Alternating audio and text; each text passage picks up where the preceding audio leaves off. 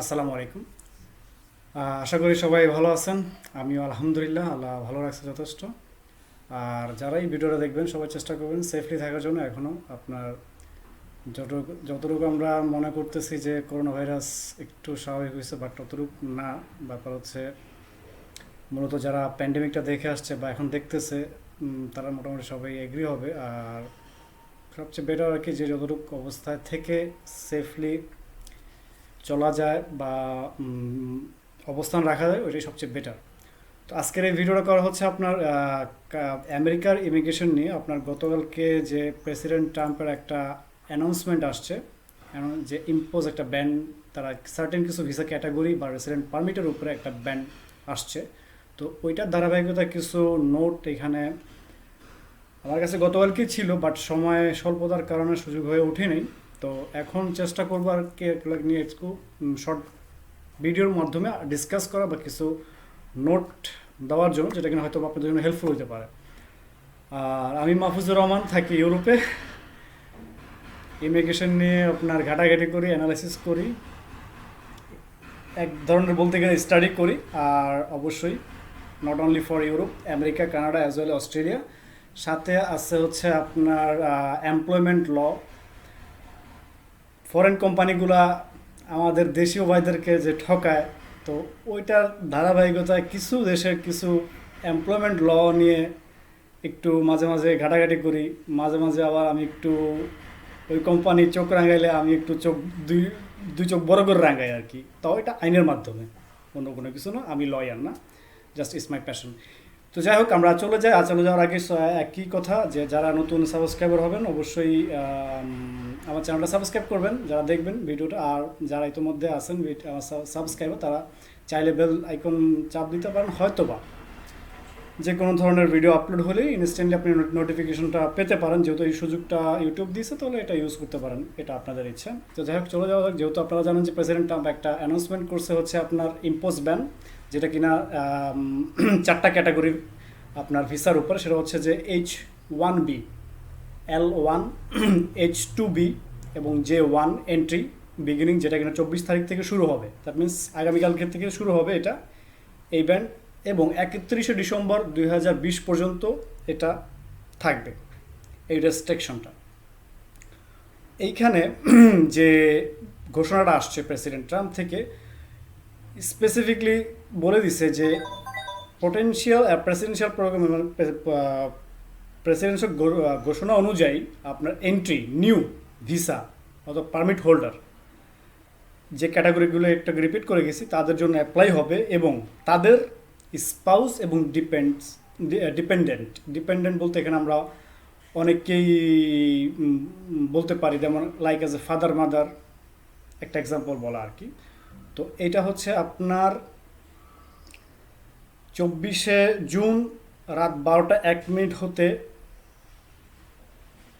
31শে December 2020 সাল পর্যন্ত কার্যকর থাকবে। এবং এর মাঝখানে হয়তো বা কিছুটা এক্সেপশন আছে, যেটা আমি এখন ডিসকাস করব। কিছুটা ছাড় আছে, সেটা আমি ডিসকাস করব। তো আপনার এই ঘোষণাটার প্রেক্ষিতে যারা ইতোমধ্যে আপনার আমেরিকাতে আছেন, এই ক্যাটাগরি ভিসাগুলো নিয়ে, অথবা রেসিডেন্ট পারমিট নিয়ে আসেন বা পার্মানেন্ট রেসিডেন্ট পারমিট নিয়ে আসেন, তাদের ক্ষেত্রে এটা কোনো রকমের এফেক্ট আসবে না বা প্রবলেম ফেস করবেন না।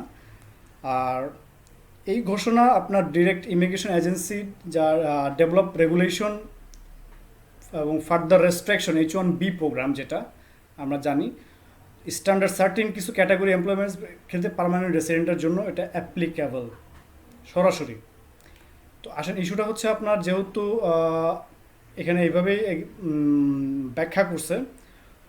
তো এই ঘোষণাটা ট্রাম্প প্রশাসন আপনার রেসপন্স ইকোনমিক ইম্প্যাক্ট, একটা কোভিডের প্রেক্ষিতে মূলত তারা সিদ্ধান্ত নিয়েছে। এবং additional entry ban president order to department homeland security regulation could may more challenging for foreign national.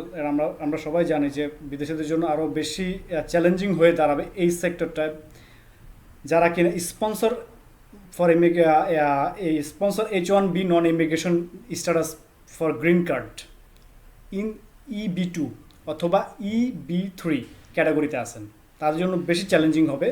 H1B H1B non immigrant status অথবা green card EV2 and EV3 এই ক্যাটাগরি নিয়ে। তো আসুন আরও একটু বিস্তারিত আপনার আলোচনা করা যাক যে কোন কোন বিষয়গুলো নিয়ে নন ইমিগ্রেন্ট ব্যান্ডটা আপনার কাজ করবে। সেটা হচ্ছে H1B এবং H2B non immigrant visa, L1A executive and manager, L1B specialised knowledge worker, তারপরে হচ্ছে আপনার J1 জগের J1 intern, training teacher, camp counsellor of Paris and summer work traveler participant and dependent spouse children। তো এই ইম্প্যাক্টটা কানাডার নাগরিক যারা আছেন মনোযোগ দিয়ে শুনবেন যে আপনারা এই ক্যাটাগরিতে আপনার সিকিং অ্যাডমিশন যাচ্ছেন who are not required to obtain visa United State, এটা তাদের ক্ষেত্রেও এই মুহূর্তে ইম্প্যাক্ট পড়বে না। আমি আবার রিপিট করি, আপনারা শুনবেন। The impact on Canadian national seeking admission on this category who are not required to obtain a visa to enter United state, যেটা কিনা এখনো পর্যন্ত আমরা যেটা ধারণা করতেছি যে ইম্প্যাক্ট পড়বে না, বাট এটা কিন্তু স্টিল নট নাও ক্লিয়ার, মানে এখনও পরিষ্কার না বিষয়টা। হয়তো বা উইথিন 1 or 2 days মধ্যে বা 24 যখন এটা ইমপ্লিমেন্ট হবে তখন আর একটু ক্লিয়ার হয়ে যাবে। তো আমি আবার রিপিট করতেছি, ইজ নট ইয়াট ক্লিয়ার, এখনও পরিষ্কার না, বাট ধারণা করতেছি এটা ইম্প্যাক্ট পড়বে না। তো এবার আসেন যে এই ব্যানের ক্ষেত্রে কোন কোন বিষয়গুলো তারা ছাড় দিছে বা exemption and the waivers. Foreign category যেমন হচ্ছে ফরেন যারা বিদেশি নাগরিক ইউনাইটেড স্টেটে আছেন 24 জুন থেকে, include the United state awaiting to change status under FY 2021 H1B cap, তারা এই ব্যানের আওতায় পড়বেন না। আমি আবার রিপিট করি যে ইউনাইটেড স্টেটে আপনারা অপেক্ষা করতেছেন আপনাদের স্ট্যাটাস চেঞ্জ করার জন্য, রেসিডেন্ট পারমিট স্ট্যাটাস চেঞ্জ করার জন্য। এটা কিসের অধীনে? Under the FY 2021 H1B cap, এই ক্যাটাগরিতে। তারপরে ধাপটা আসতে আসতে আপনার ফরেন ন্যাশনাল বিদেশি নাগরিক একটা ভ্যালিড ভিসা ধারণ করতেছে, advance parole or the others United State travel document on June 24, অথবা তারা আমেরিকার বাহিরে আছেন when the ban take effect, তাদের ক্ষেত্রে এটা গ্রহণযোগ্য হবে না বা এটা কার্যকর করবে না প্রশাসনিকভাবে। আমি আবার রিপিট করি, বিদেশি নাগরিক যারা ভ্যালিড ভিসা আছে অন্য ক্যাটাগরির ক্ষেত্রে বা ইউএসএ ট্রাভেল ডকুমেন্ট নিয়ে আসেন 24 জুনের পরে, তাদের ক্ষেত্রে আমেরিকাতে প্রবেশের জন্য এই ব্যানটা অ্যাপ্লিকেবল হবে না, তার মানে তারা এটা ছাড় পাচ্ছেন। তারপর হচ্ছেন আপনার যে আমেরিকান লফুল পার্মানেন্ট রেসিডেন্ট একটা ক্যাটাগরি। তারপর হচ্ছে আপনার যা the spouse or children of USA citizen, এটা একটা পজিটিভ দিক, কারণ আমাদের অনেক দেশি ভাই আছেন এখানে নাগরিকত্ব নিয়ে আসেন বর্তমানে, তাদের জন্য একটা পজিটিভ দিক। তাদের স্পাউস অথবা চিলড্রেন অফ ইউএসএ সিটিজেন তারা এটার আওতায় পড়বেন না।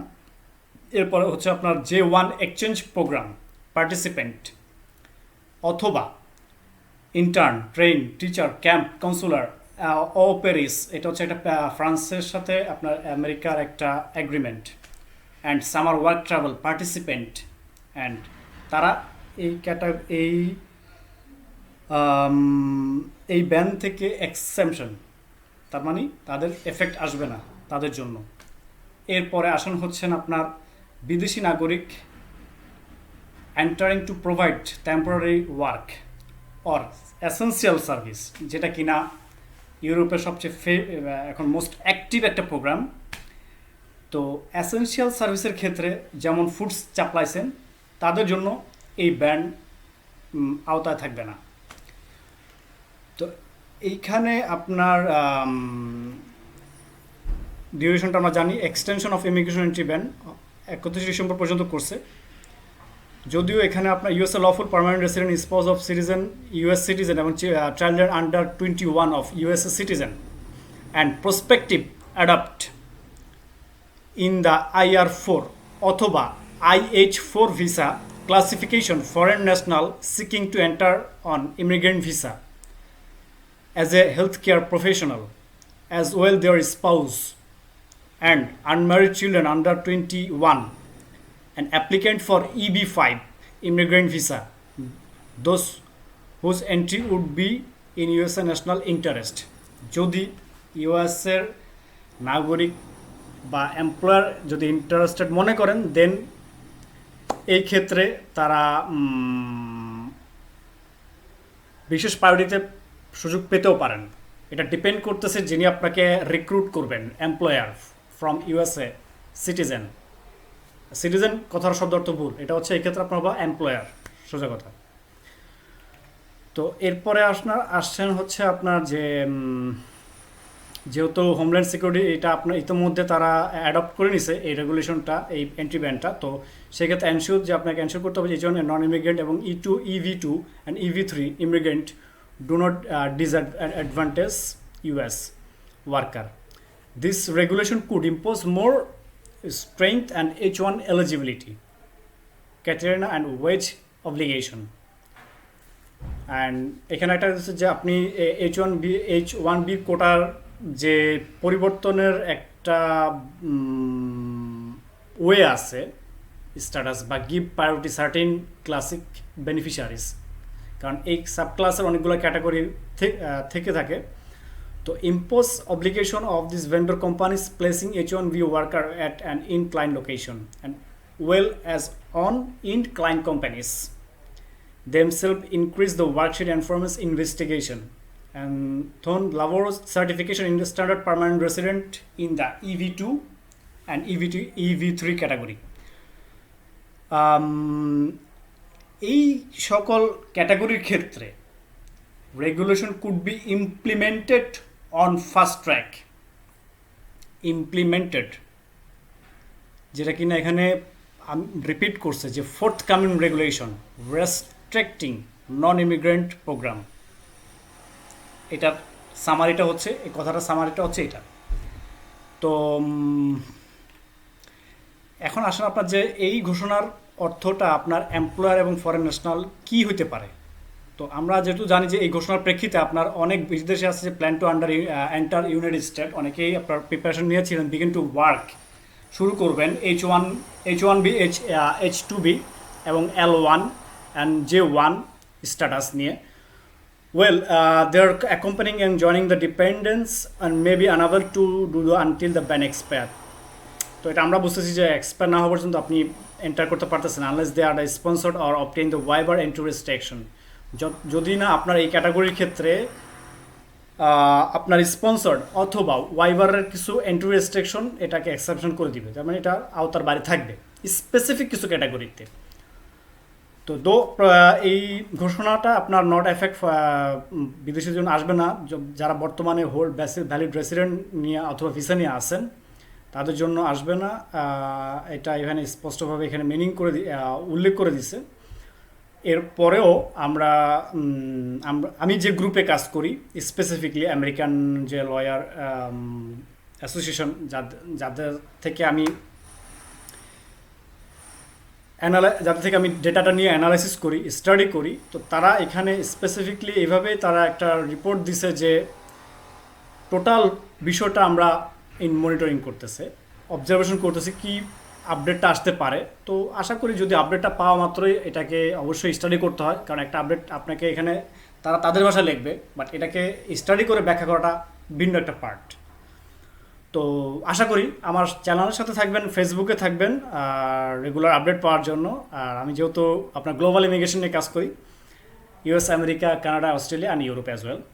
তো আশা করি ভিডিওটা ভালো লাগবে। আর ভিডিওটা আমি মনে করি যে আপনাদের জন্য হয়তো বা অনেকটা ইউজফুল হবে এই মুহূর্তে এই ইনফরমেশনটা ইনস্ট্যান্টলি পাওয়াটা। তো ভালো থাকবেন আশা করি সবাই। ধন্যবাদ। আসসালামু আলাইকুম।